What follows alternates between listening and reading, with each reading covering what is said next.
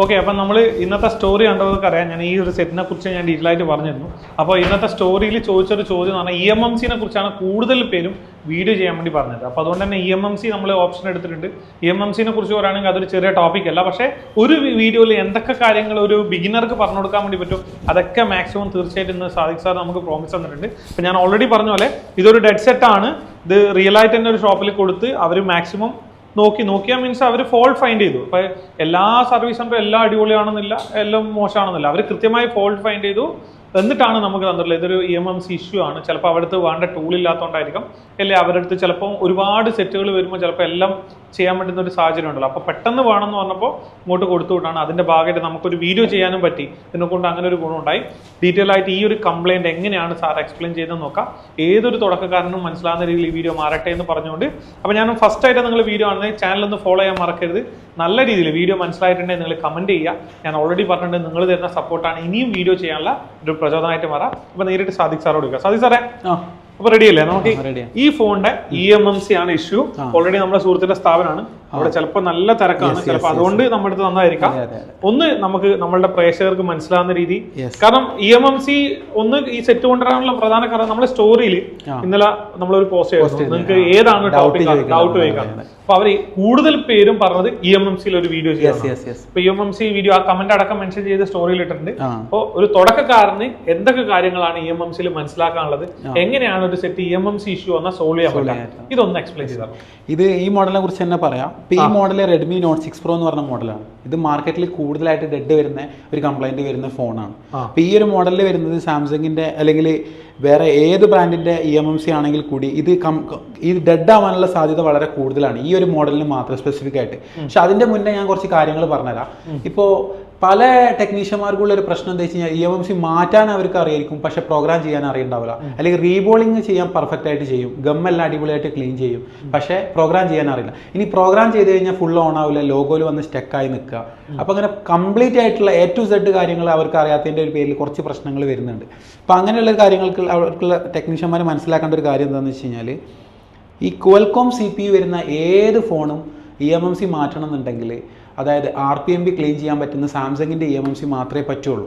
ഇപ്പം ഏതൊരു ബ്രാൻഡും ഇപ്പോൾ കമ്പനി ഇറക്കുമ്പോൾ ഇതിൽ സാൻഡിസ്ക് ആണ് കോമൺ ആയിട്ട് വരുന്നത്. സാൻഡിസ്കിൻ്റെ EMMC ആണ് ഇത് കംപ്ലൈൻറ്റ് ആവുന്നത്.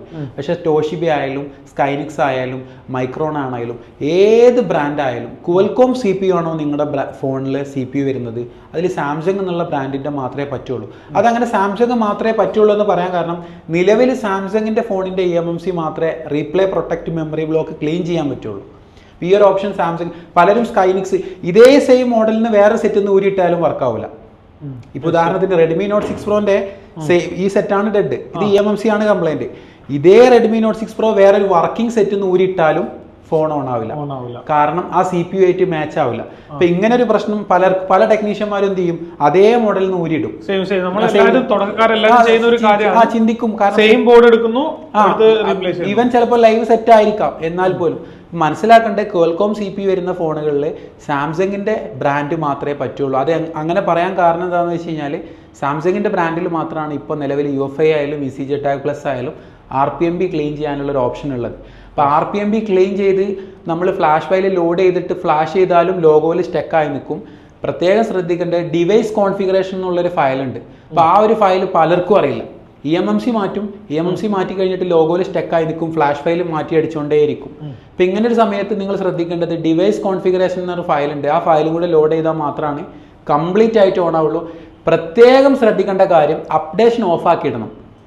OTA അപ്ഡേഷൻ EMMC ചേഞ്ച് ചെയ്ത് കഴിഞ്ഞാൽ ഓഫാക്കി. അത് ഓഫാക്കിയിട്ടില്ലെങ്കിൽ നെക്സ്റ്റ് വൈഫൈ OTA അപ്ഡേഷൻ ആവുന്ന സമയത്ത് ഡിവൈസ് കോൺഫിഗറേഷൻ വീണ്ടും മാറും, വീണ്ടും ലോഗോയിലേക്ക് സ്റ്റക്കായി വരും. അപ്പോൾ പ്രത്യേകിച്ച് പണിയൊന്നുമില്ല, വീണ്ടും എന്ത് ചെയ്യണം, നമ്മൾ ഡിവൈസ് കോൺഫിഗറേഷൻ റൈറ്റ് ചെയ്താൽ മതി. പക്ഷേ അപ്പോൾ അതിന് നിൽക്കേണ്ട, ആദ്യം തന്നെ നമ്മൾ സെറ്റിംഗ്സിൽ പോയിട്ട് OTA അപ്ഡേഷൻ ഓഫാക്കി. അപ്പൊ ഇങ്ങനെ കുറച്ച് കാര്യങ്ങളുണ്ട്. ഇപ്പൊ പറഞ്ഞ ഫയൽ, ഞാൻ പറഞ്ഞ ആ ഫയൽ നമുക്ക് ഇവിടുന്ന് ഡൗൺലോഡ് ചെയ്യാൻ ഗൂഗിളിൽ നിന്ന് ഡൗൺലോഡ് ചെയ്യാം. ഏതാണ് മോഡൽ, ഇപ്പൊ പെർട്ടിക്കുലർ മോഡൽ, ഇപ്പൊ ഇത് Redmi Note 6 Pro ആണ്. ഇപ്പൊ നിങ്ങൾക്ക് Redmi Note 6 Pro device configuration അല്ലെങ്കിൽ Dev CFG എന്നുള്ളത് ഷോർട്ടായിട്ട് അടിച്ചു കൊടുത്തു കഴിഞ്ഞാൽ നിങ്ങൾക്ക് ഫയൽ ഡൗൺലോഡ് ചെയ്യാൻ പറ്റും. ഫ്രീ സൈറ്റുകൾ ഒരുപാടുണ്ട്, അതിന് ഏത് വേണമെങ്കിലും ഡൗൺലോഡ് ചെയ്യാം. ഓ ഗ്രേറ്റ് ഗ്രേറ്റ് സാർ. അപ്പോൾ നമുക്ക് ഇതെങ്ങനെയാ ബാക്കി കാര്യങ്ങൾ നമുക്ക് പറയാം. ഇതിപ്പോ നമ്മൾ എന്താ ചെയ്യാൻ പോകുന്നത്? ഇതിപ്പോ നിങ്ങൾക്കറിയാം, ഇപ്പൊ ഈ ഒരു മോഡലിനെ കുറിച്ച് പറയുകയാണെങ്കിൽ ഇത് നമുക്ക് ഡെഡ് ഇഷ്ടം പോലെ വരുന്നുണ്ട്. അപ്പൊ ഇത് EMMCനെ കൊണ്ടാണ് ഡെഡ് എന്ന് ഫൈൻഡ് ചെയ്യാൻ നമുക്ക് വളരെ ഈസിയാണ്. നമ്മുടെ പവർ സപ്ലൈയിൽ കണക്ട് ചെയ്യുന്ന സമയത്ത് ആംബിയർ 110 അല്ലെങ്കിൽ 120 ബിറ്റ് ഇതിന്റെ ഇടയിലായിട്ടായിരിക്കും ഉണ്ടാവുക, സ്റ്റക്ക് ആയിട്ടായിരിക്കും.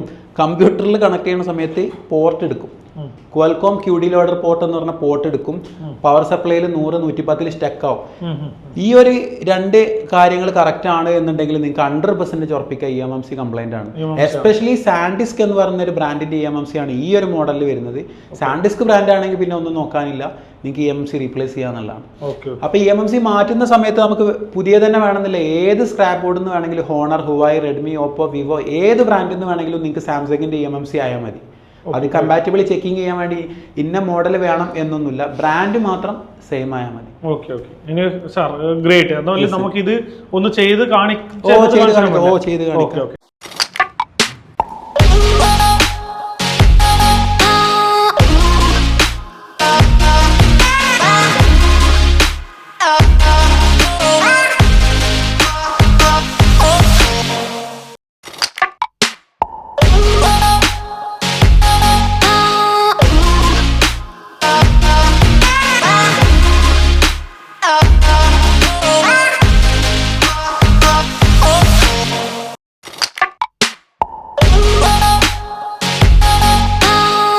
അപ്പൊ നമ്മൾ EMMCയുടെ ഫൈനൽ സ്റ്റേജ് എത്തിയിട്ടുണ്ട്. സെറ്റ് ഇപ്പോൾ റെഡി ആയിട്ടുണ്ട്. നമുക്ക് നോക്കാം സെറ്റ് എങ്ങനെ ഓൺ ആണ്.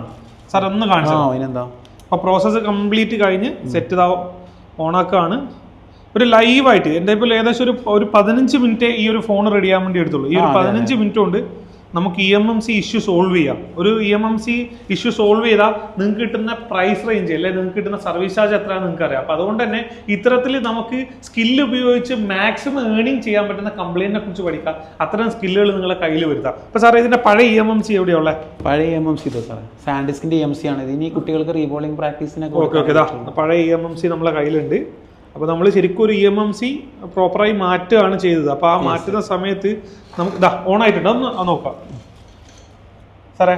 നമ്മളെ ഈ വീഡിയോ കാണുന്ന ഭൂരിഭാഗം പേര് തുടക്കക്കാരാണ്. ലോഗോ സ്റ്റക്ക് ഒന്നുമില്ല, എല്ലാം വരുന്നുണ്ട്. വെൽക്കം സ്റ്റേജും കാര്യങ്ങളൊക്കെ വരുന്നുണ്ട്, നിങ്ങൾ കാണുന്നുണ്ടാവും. അപ്പോൾ സാറേ നമ്മൾ ഇത് വീഡിയോ കാണുന്ന ഭൂരിഭാഗം പേരും തുടക്കക്കാരാണ്. അപ്പോൾ തുടക്കക്കാർക്ക് ഒരു ധൈര്യം കൊടുക്കാനായി അല്ലെ കോൺഫിഡൻ്റ് ഇത് ചെയ്യാനുള്ള സാറിന് എന്താ ഒരു ഉപദേശം കൊടുക്കാനുള്ളത്? ഉപദേശം കൊടുക്കാനുള്ളത് വെച്ച് കഴിഞ്ഞാൽ ഇതിന്റെ ബേസിക് കോൺസെപ്റ്റ് ജസ്റ്റ് മനസ്സിലാക്കുക എന്നുള്ളത് മാത്രമാണ്. അതായത് ഏതൊരു ഫോണും നമുക്ക് സിമ്പിളായിട്ട് ചെയ്യാം, വലിയൊരു അതിശയമല്ല. കാരണം നമുക്കിപ്പോൾ ഈ യൂട്യൂബിലൊക്കെ നോക്കിയിട്ട് ചെയ്യുന്ന സമയത്ത് സ്റ്റുഡൻസിന് കുറേ സ്റ്റെപ്പുകൾ അവർ ഹൈഡ് ചെയ്ത് വെച്ചായിരിക്കും ചെയ്യുക. അപ്പോൾ സ്റ്റക്കായി പോവുക, അല്ലെങ്കിൽ ചെയ്തിട്ട് റെഡി ആവാത്ത പ്രശ്നം, അല്ലെങ്കിൽ EMMC മാറ്റിയിട്ട് വർക്കാവാത്ത പ്രശ്നം, കുറച്ച് കാര്യങ്ങളേ ഉള്ളൂ.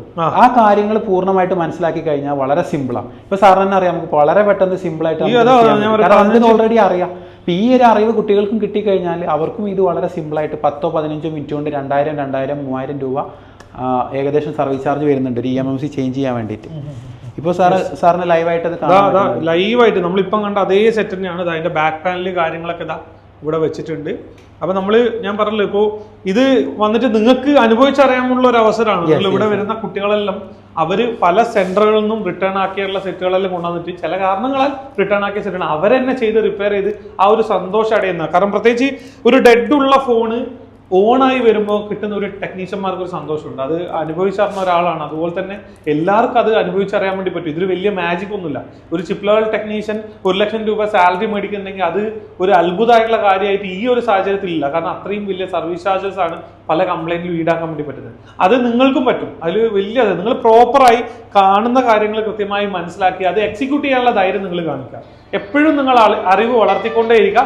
ഇതാണ് വളരുന്ന ടെക്നീഷ്യൻ ഏറ്റവും വലിയൊരു നല്ലൊരു ഉദാഹരണം. ഓക്കെ, ഇനി ഓൾ ദ ബെസ്റ്റ്. അടുത്തൊരു വീഡിയോയിൽ കാണാം. തീർച്ചയായും നിങ്ങൾ സ്റ്റോറി കാണാം. നിങ്ങൾ എന്ത് ചെയ്യണം എന്ന് പറഞ്ഞാൽ ഇത്തരത്തിൽ വീഡിയോസ് സ്റ്റോറി കാണുമ്പോൾ നിങ്ങൾക്ക് എന്താണോ വേണ്ട ആശയം നിങ്ങൾ കമന്റ് ചെയ്താൽ തീർച്ചയായും നമ്മൾ നല്ലൊരു കണ്ടന്റുമായിട്ട് ഇനിയും വരുന്നതായിരിക്കും. നിങ്ങളുടെ സപ്പോർട്ടാണ്. ഈ വീഡിയോ ഇഷ്ടമായിട്ടുണ്ടെങ്കിൽ തീർച്ചയായും സാദിഖ് സാർ എടുത്ത എഫേർട്ടിനും ഫോൺടെക് എടുത്ത എഫേർട്ടിനും ഒരു നല്ല കമന്റ് പറ്റുമെങ്കിൽ നിങ്ങൾക്ക് ഈ വീഡിയോ കൊണ്ട് ഉപകാരപ്പെട്ടെങ്കിൽ ചെയ്യുന്നു പ്രതീക്ഷിക്കുന്നു. ബൈ.